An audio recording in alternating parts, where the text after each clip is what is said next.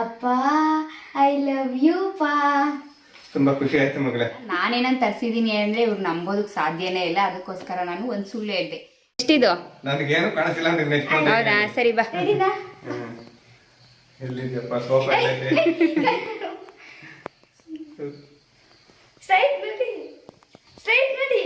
ಕೈ ಇಟ್ಕೊಂಡು ಕರ್ಕೊಬ ಮಗ್ಳ ನೀಟಾಗಿ.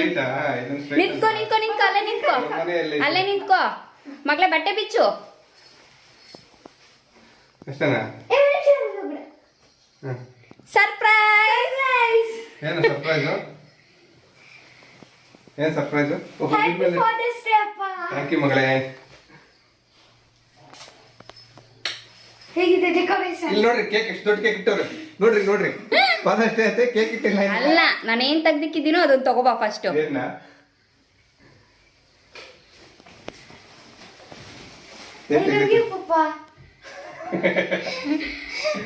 ಓಕೆನಾ? Next surprise.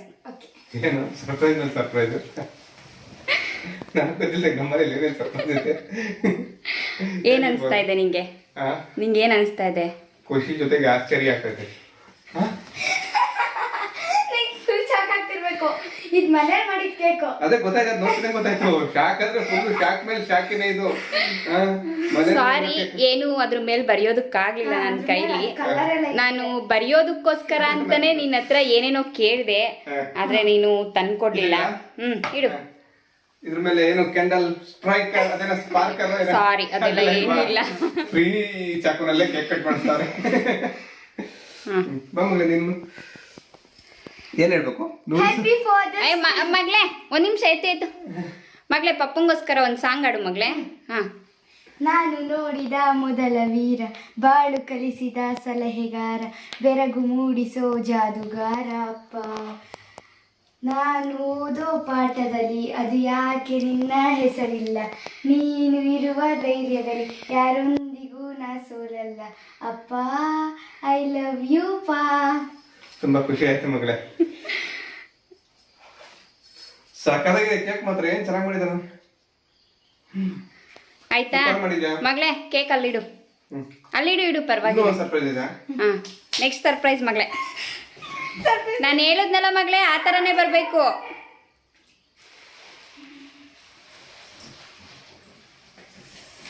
ಸಾರಿ, ಗಿಫ್ಟ್ ಪ್ಯಾಕ್ ಮಾಡ್ಸಕ್ ಆಗ್ಲಿಲ್ಲ. ಗಿಫ್ಟ್ ಪ್ಯಾಕ್ ಕವರ್ ತಗೊಳಕ್ ಆಗ್ಲಿಲ್ಲ, ಸಿಕ್ಲಿಲ್ಲ. ಹೌದಾ?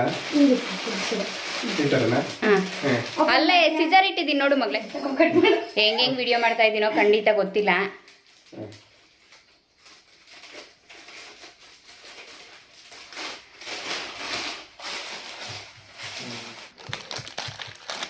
ಒಳಗಡೆ ಏನು ಇಲ್ವಾ? ಇದು ಕತ್ರಿನಲ್ಲಿ ಇದು ಮಾಡಿದ್ರೆ ಏನಾಗೋಂಥದ್ದಿಲ್ಲ. ಹೌದಾ? ಒಳಗಡೆ ಇನ್ನೂ ಒಂದು ಬಾಕ್ಸ್ ಐತೆ. ಹೌದಾ?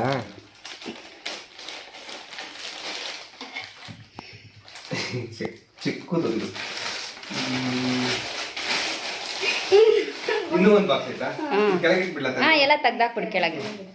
ಈಗ ಓಪನ್ ಮಾಡ್ಬೋದಾ? ಈಗ ಮಾಡು. ತಂದಿರೋದೇ ನಿನ್ಗೋಸ್ಕರ. ಕಾಣಿಸ್ತು, ಡಿಜಿಟೆಕ್ ಅಷ್ಟೇ ಕಾಣಿಸಿದ್ದು, ಬೇರೆ ಏನಾಯ್ತು ಗೊತ್ತಿಲ್ಲ.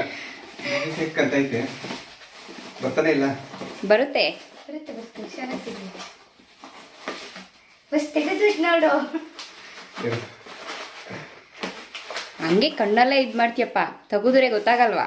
ಟೇಪ್ ಹಾಕ್ಬಿಟ್ಟವ್ರೆ, ಕಟ್ ಮಾಡ್ಬೇಕು. ಅದ ಕಟ್ ಮಾಡು. ಇಲ್ಲಿ ಟೇಪ್ ಹಾಕ್ಬಿಟ್ಟವ್ರಿಗೆ. ತುಂಬಾ ಸೆಕೆ ಆಗ್ತಾ ಇದೆ, ರೂಮ್ ಒಳಗಡೆ ಸೆಲೆಬ್ರೇಷನ್ ಮಾಡ್ತಾ ಇದೀವಿ. ಮಾಳಿಗೆ ಮೇಲೆ ಮಾಡಿ ಚೆನ್ನಾಗಿತ್ತು, ಟೆರೆಸ್ ಮೇಲೆ. ಬಿಸಿಲು ಅಂತ ನಾನು ಸುಮ್ಮನಾದೆ. ಬಿಸಿಲು. ನಾವು ಬೆಳಗ್ಗೆ 5 ಗಂಟೆಗೆ ಪ್ಲಾನ್ ಮಾಡಿದ್ವಿ, ಆಮೇಲೆ ನೀನೆಲ್ಲೋ 5 ಗಂಟೆಗೆ ಎದ್ದು ರೆಡಿ ಆಗಲ್ಲ ಅಂತ ಹೇಳ್ಬಿಟ್ಟು ಪ್ಲಾನ್ ಕ್ಯಾನ್ಸಲ್ ಮಾಡಿದ್ವಿ. ಎದ್ದೊಳ್ತಿದಂಗೆ ಸರ್ಪ್ರೈಸ್ ಕೊಡ್ಬೇಕು ಅಂದ್ಕೊಂಡಿದ್ವಿ. ಡಿಜಿಟೆಕ್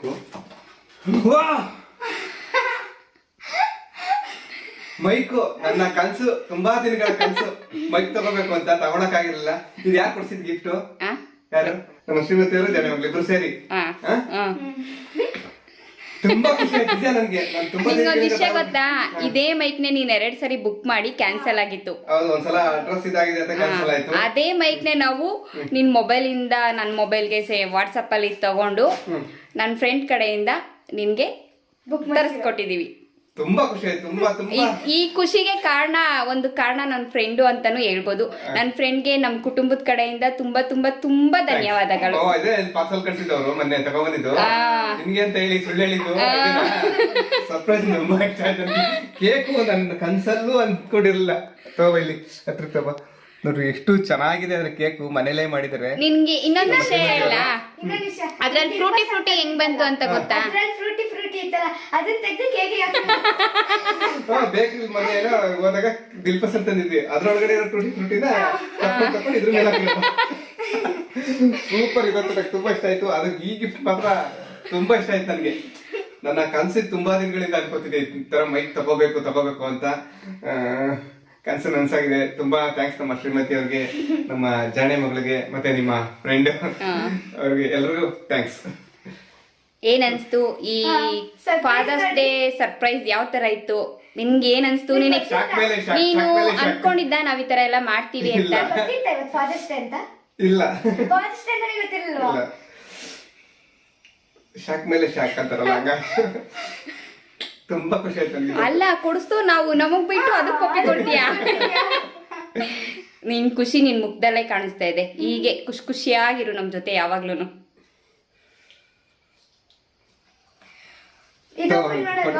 ಇದು ಓಪನ್ ಏನಿಲ್ಲ, ಅದು ಗೊತ್ತಾಗುತ್ತೆ. ಅದು ಓಪನ್ ಮಾಡೋಣ, ಅನ್ಬಾಕ್ಸ್ ಇನ್ನೊಂದ್ಸಲ ಮಾಡೋಣ.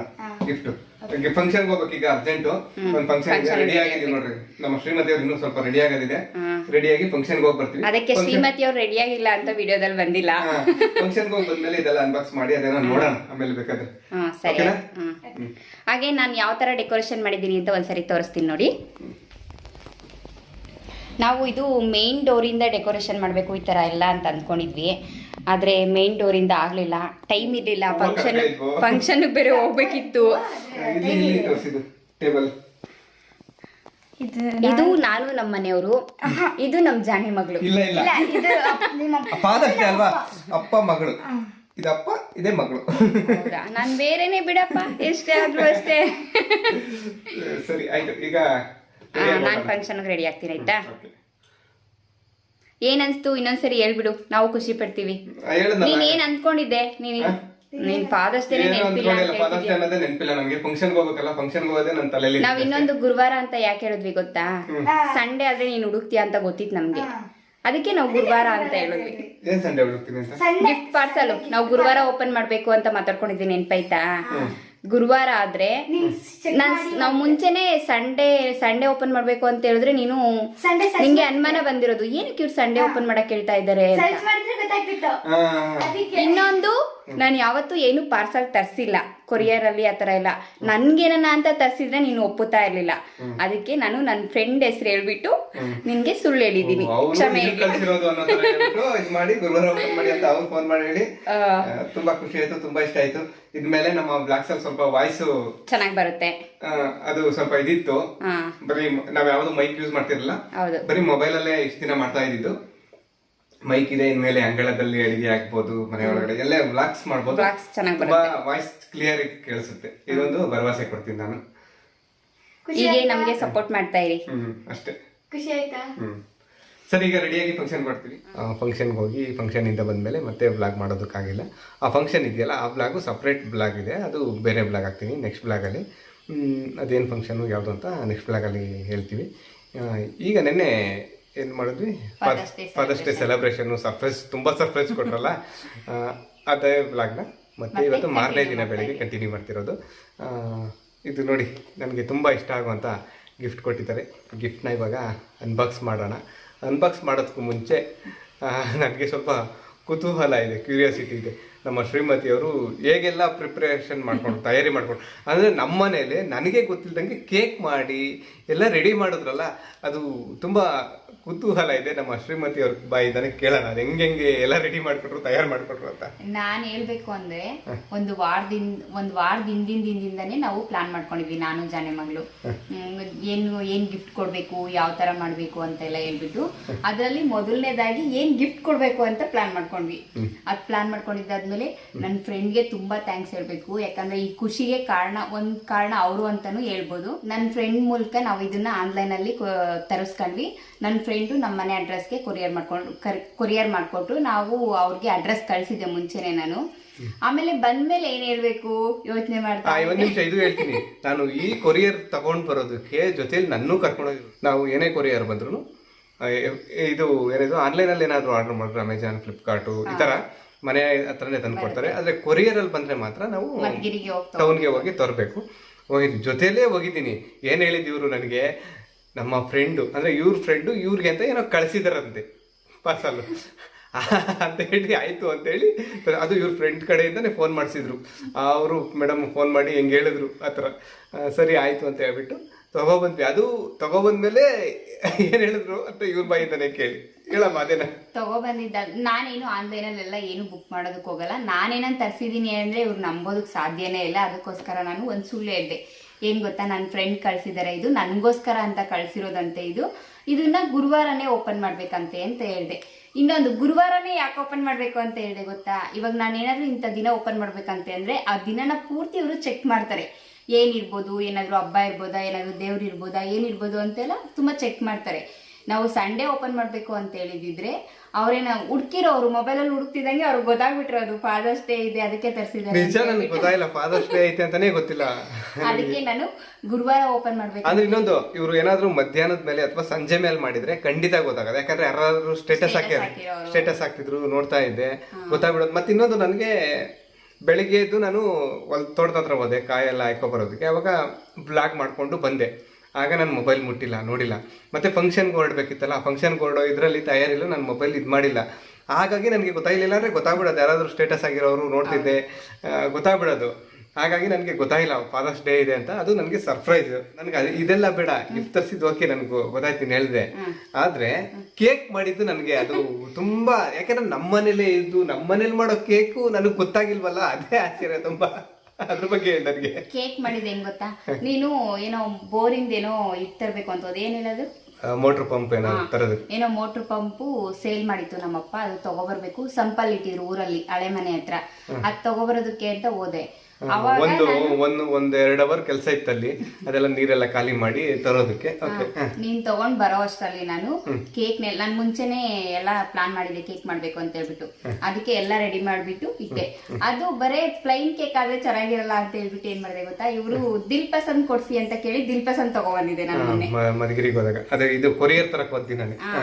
ಅವಾಗ ದಿಲ್ ಪಸಂದ್ ತಂದಿರಲ್ಲ, ಅದು ಮೇಲ್ಗಡೆ ಬ್ರೆಡ್ ಎಲ್ಲ ಇರುತ್ತಲ್ವಾ, ಅದನ್ನೆಲ್ಲ ತೆಗೆದ್ಬಿಟ್ಟು ಒಳಗಡೆ ಇರೋ ಅಂತ ಅದನ್ನ ಹಾಕ್ಬಿಟ್ಟು ಆಮೇಲೆ ಕೇಕ್ ರೆಡಿ ಮಾಡಿದೆ. ಕೇಕ್ ಇವ್ರು ಬರೋ ಅಷ್ಟರಲ್ಲಿ ಕೇಕ್ ಎಲ್ಲ ರೆಡಿ ಮಾಡಿದೆ. ಇನ್ನು ಸ್ವಲ್ಪ ಇತ್ತು, ಇವ್ರು ಬಂದ್ರು, ಸಡನ್ ಆಗಿ ಬರ್ತಿದಂಗೆ ತೆಗೆದಿಟ್ಬಿಟ್ಟು ಸ್ಟವ್ ಆಫ್ ಮಾಡ್ಬಿಟ್ಟು ಮತ್ತೆ ಅವ್ರ ರೂಮಲ್ಲಿ ಹೋಗಿ ವಿಡಿಯೋ ಎಡಿಟಿಂಗು ಅದು ಇದು ಅಂತ ಕೂತ್ಕೊಂಡ್ರು. ಅವಾಗ ಮತ್ತೆ ಇಟ್ಬಿಟ್ಟು ಮತ್ತೆ ಮಾಡಿದೆ.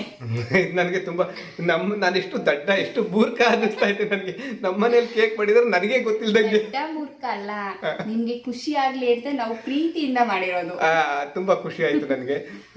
ಅದು ಈ ಸರ್ಪ್ರೈಸು ನಂಗೆ ತುಂಬಾ ಖುಷಿ ಆಯ್ತು. ನಾನು ತುಂಬಾ ದಿನಗಳಿಂದ ತಗೋಬೇಕು ಅಂತಿದ್ನಲ್ಲ, ಕೊಡ್ಸಿದ್ದಾರೆ. ಇನ್ನೊಂದ್ ಏನ್ ಗೊತ್ತಾ, ನಾವು ಮೇನ್ ಡೋರ್ ಇಂದ ಡೆಕೋರೇಷನ್ ಮಾಡ್ಬೇಕು ಅಂತ ಅನ್ಕೊಂಡಿದ್ವಿ. ಆದ್ರೆ ಹೂವು ಎಲ್ಲ ಸ್ವಲ್ಪ ಕಡಿಮೆ ಇತ್ತು, ಅದಕ್ಕೆ ನಾವು ರೂಮ್ ಅಲ್ಲಿ ಡೋರ್ ಇದೆಯಲ್ವಾ ಅಲ್ಲಿಂದಾನೆ. ಅದಿನ್ನೂ ಒಂದ್ ಹೇಳ್ತೀನಿ, ಅದು ಹೆಂಗೆ ಇದು ಮಾಡಿದ್ರು ಅಂದ್ರೆ ಇವರು ಎಲ್ಲ ಡೆಕೋರೇಷನ್ ಮಾಡಿದ್ದು ಅಂದ್ರೆ, ಫಂಕ್ಷನ್ ಕೊಟ್ಟಿದ್ದಲ್ಲ, ಫಸ್ಟ್ ನಮ್ಮ ಜಾಣೆ ಮಗಳಿಗೆ ಸ್ನಾನ ಮಾಡಿಸಿ ರೆಡಿ ಮಾಡಿದ್ರು. ರೆಡಿ ಮಾಡಿಬಿಟ್ಟು ನೀ ಸ್ನಾನಕ್ಕೆ ಹೋಗು ಅಂತ ಹೇಳಿ ಕಳಿಸಿದ್ರು. ಅಂದರೆ ನಮ್ಮ ಮನೆಯಿಂದ ಈಚೆ ಇದೆ ಬಸ್ಲು, ಅಂದರೆ ಕಾಂಪೌಂಡ್ ಒಳಗೆ ಬಸ್ಲಿದೆ, ಅಲ್ಲಿಗೆ ಸ್ನಾನ ಮಾಡೋದಕ್ಕೆ. ನಾನು ಸ್ನಾನ ಮಾಡಕ್ಕೆ ಹೋಗ್ತಿದ್ದಂಗೆ ಇವರೆಲ್ಲ ಮೈನ್ ಡೋರ್ ಎಲ್ಲ ಕ್ಲೋಸ್ ಮಾಡಿಕೊಂಡು ಒಳಗಡೆ ಅಮ್ಮ ಮಗಳು ಸೇರಿ ಎಲ್ಲ ಡೆಕೋರೇಷನ್ ಎಲ್ಲ ರೆಡಿ ಮಾಡಿಬಿಟ್ಟಿದ್ದಾರೆ. ನಾನು ಸ್ನಾನ ಮಾಡ್ಕೊಂಡು ಬಟ್ಟೆ ಎಲ್ಲ ಈಚೆನೆ ಕೊಟ್ಬಿಟ್ಟಿದ್ರು. ಆಚಾರದಲ್ಲೇ ಬಟ್ಟೆ ಹಾಕೊಂಡಿದ್ದೀನಿ ನೆನ್ನೆ ನಾನು. ಪ್ಯಾಂಟ್ ಶರ್ಟ್ ಎಲ್ಲ ಹಾಕೊಂಡು ರೆಡಿ ಆದ ಅಂತ ಕೇಳಿದ್ರು. ರೆಡಿ ಆದ ಅಂತ ಅವಾಗ ಡೋರ್ ಓಪನ್ ಮಾಡಿ ಅವಾಗ ಕಣ್ಣು ಬಟ್ಟೆ ಕಟ್ಕೊಂಡು ಇವ್ರು ಕಣ್ಣು ಪಟ್ಟಿ ಏನು ಕಟ್ಕೊಬೋದು. ನನ್ನ ತಲೆಯಲ್ಲಿ ಗೊತ್ತಾಗ್ತಿಲ್ಲ ನನಗೆ, ಏನಕ್ಕೆ ಬಟ್ಟೆ. ನಾನೇನು ಅಂದ್ಕೊಂಡೆ ಅಂದರೆ, ಇವರು ಸ್ಯಾರಿನಲ್ಲಿ ಒಂದು ಡ್ರೆಸ್ ಹೊಲ್ಕೋತೀನಿ ಅಂತ ಹೇಳಿದ್ರು. ಅದೇನಾದರೂ ಕಂಪ್ಲೀಟ್ ಮಾಡೋರ, ಆ ಡ್ರೆಸ್ ಹೊಲ್ಕೊಬಿಟ್ಟವ್ರ, ಫಂಕ್ಷನ್ಗೆ ಆ ಡ್ರೆಸ್ ಹಾಕೊಂಡು ಹೋಗ್ತೀನಿ ಅಂತ ತೋರ್ಸೋದಕ್ಕೋಸ್ಕರ ಹಿಂಗೆ ಕಟ್ಕೊಂಡು ಹೋಗ್ತಾವ್ರ, ಕಣ್ಣಿಗೆ ಬಟ್ಟೆ ಕಟ್ಕೊಂಡು ಹೋಗ್ತಾವ್ರ ಅಂತ ನನ್ನ ತಲೆಯಲ್ಲಿ ಏನೇನೋ ಓಡ್ತಾ ಇತ್ತು. ತಲೆಯಲ್ಲಿ ಗೊತ್ತೇ ಆಗಿಲ್ಲ. ನಮ್ಮ ಮಗಳು ಹ್ಯಾಪಿ ಫಾದರ್ಸ್ ಡೇ ಪಪ್ಪ ಅಂತಾಗಲೇ ನನಗೆ ಅರ್ಥ ಆಗಿತ್ತು. ಅಲ್ಲಿವರೆಗೂ ಗೊತ್ತಾಗಿಲ್ಲ, ನಿಜ ದೇವರಾಣೆ ಗೊತ್ತಾಗಿಲ್ಲ. ತುಂಬ ಚೆನ್ನಾಗಿತ್ತು, ತುಂಬ ಸರ್ಪ್ರೈಸಿಂಗ್ ಆಗಿತ್ತು.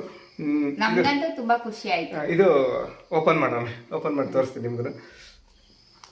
ಇದು ಫಸ್ಟ್ ಮೈಕ್, ವೈರ್ಲೆಸ್ ಮೈಕು ನನ್ನ ಜೀವನದಲ್ಲಿ. ಹೌದಾ? ಚಿಕ್ಕದು, ಅದು ಸಿಂಗಲ್ಲು, ಆದರೆ ಅದು ಅಷ್ಟು ಕ್ವಾಲಿಟಿ ಇರಲಿಲ್ಲ. ಆದರೆ ಅದು ಏನು ಎಲ್ಲ ಕಡೆನೂ ಪ್ಯಾಕಿಂಗ್ ಐತಿ, ಇದು ಓಪನ್ ಇದೆ. ಹಿಂಗಿರ್ಬೇಕು ನೋಡು. ಈ ಥರನ